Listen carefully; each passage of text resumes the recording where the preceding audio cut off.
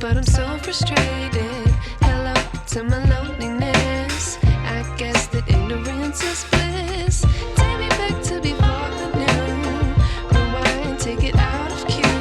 Innocence can be a young man's game. Signed up for the hall of shame. I wish I knew.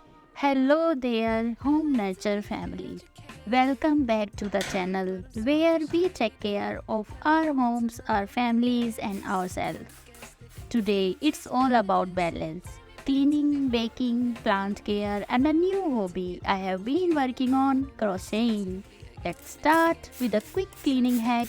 Have you ever tried making your own dusting spray? This simple mix is made from water, vinegar, and a few drops of essential oil. Not only does it clean, but it leaves everything smelling fresh. What's your go-to cleaning hack? Let me know in the comments.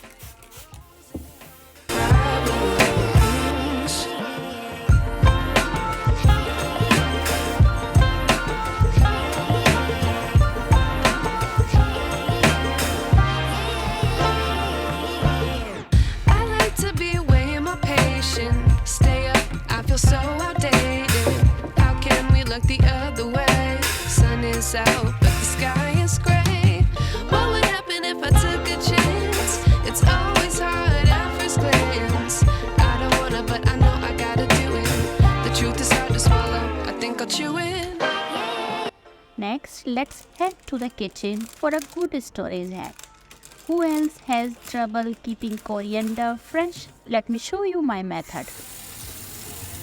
I am washing some coriander leaves. It's important to thoroughly clean our greens to remove any dirt or any chemicals.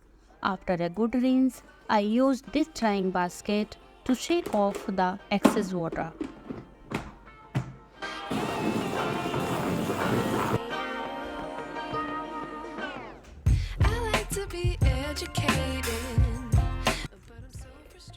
I like to store my coriander with tissue paper in between layers. This helps absorb the moisture and keep the leaves fresh for longer. Into the airtight box it goes and we are good to go. You know, it's little things like this that can make life a lot easier. Just like we care for our homes, we need to take care of ourselves. Small mindful actions like storing coriander properly or making a simple cleaning spray, these details can help us feel more in control and calm in our everyday lives. It's not just about getting tasks done, it's about nurturing everything around us.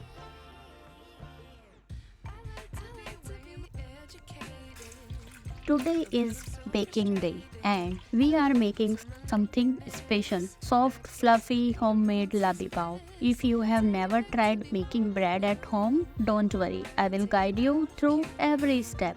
We are using all the basics here: flour, yeast, a little sugar and warm milk. Make sure the milk is just warm to touch, not too hot or it can kill the yeast. Now we mix everything together. Slowly pour the yeast mixture into the flour, add the salt and start mixing. You can use a stand mixer if you have one or just mix it by hand, either works. You want a smooth soft dough, so don't be afraid to get it there and knead for about 10 minutes. The more you knead, the softer your Ladi Pav will be. Once the dough is nice and smooth, place it in an oiled bowl. Cover it and let it start in a warm spot for about 1 to 1.5 hours. Once the dough is nice and soft, we will cover it and let it rest for about an hour. It's going to rise beautifully while we move on to the next thing, plant care. So, while the dough is resting, let's give our plants some love. One of the simplest things you can do for your plants is remove dry leaves. It helps the plant direct its energy towards new growth. Plus, it just makes everything look fresh. Another quick tip, check the soil before you water. If top layer is still moist, hold off on watering. Plants don't like soggy roots. And this simple check can save from overwatering. What's your top plant care hack? Share with the community in the comment. Being a homemaker is something I take great pride in, but I know not everyone sees it in the same way. For me, it's a choice to nurture my home, care for my family, and create a space of comfort and love. It's about finding fulfillment in the everyday task and also challenging myself to learn and do more. If you are a homemaker too, don't forget that what you do is valuable. You are not just anything, you are building a home, shaping memories, and often juggling multiple roles. And if you are thinking about picking up a new skill like crocheting, I say go for it. It's never too late to learn something new and find joy in the process. Okay, so here is where I have been spending a lot of my free time lately, learning how to crochet. I am currently working on a pot lid holder and I have already made a few coasters, such as a calming rewarding skill. Have any of you picked up a new hobby recently? Crocheting is so versatile. Not only can I make cute and useful items for my home, but it also gives me a sense of accomplishment. And isn't it fun to learn new skills? It reminds me that homemaking is not just about doing chores, it's about creating, learning, and growing. The dough has doubled in size, which means it's ready to shape into rolls. Lightly punch down and dough to release the air bubbles, and then divide it into equal portions. Roll each portion into a small ball. Make sure you are about the same size so they bake evenly. Now place the dough balls into a greased baking tray, leaving a little space between each one.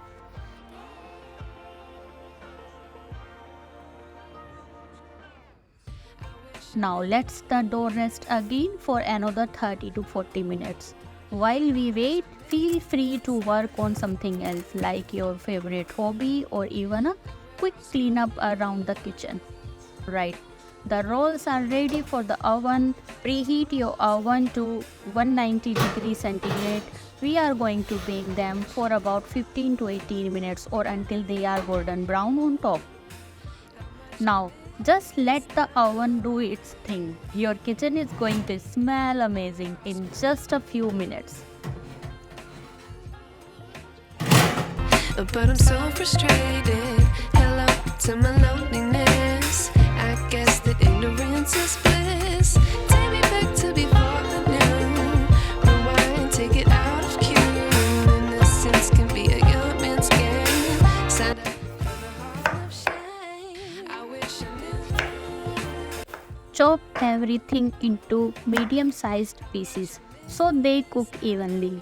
Then, I am using the Instant Pots steamer basket to keep the veggies from getting too mushy.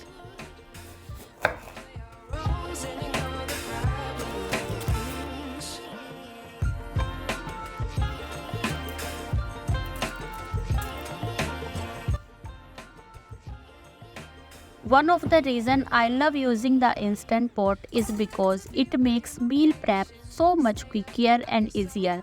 Just a few minutes and these veggies will be perfectly cooked and ready for our bhaji.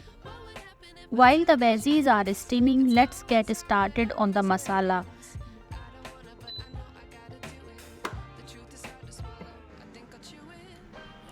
Heat the oil in a large pan and saute the onions until they turn golden brown. This adds so much depth to the flavor of the bhaji. Once the onions are nice and golden, add in the ginger garlic paste and saute for another minute until fragrant. Now, let's add the tomatoes. Cook them down until they are soft and mushy. This will create the base of our bhaji. Now for the magic. Add red chili powder, pav bhaji masala, turmeric and salt. Mix everything together and let the spices cook for a minute to release their flavor. those beautifully steamed veggies. Now let's mash them up and add them to our flavorful masala. Using a potato masher, gently mash the veggies. I also added the beetroot paste here for the perfect color. Now let it cook for a few more minutes and then we will finish it off with a generous dollop of butter. Because pav bhaji is incomplete without that delicious butter. I hope you give this recipe a try, and if you do, let me know how it turns out in the comments. Whether you are steaming veggies to learning new kitchen tricks, remember that making things easier doesn't take away from the love and care we put into our meals. It just gives us more time to enjoy them with the people we love. So if you haven't already, make sure to subscribe for more homemaking tips, recipes and life lessons from Home Nurture. Until next time, stay creative, stay inspired and keep nurturing your home.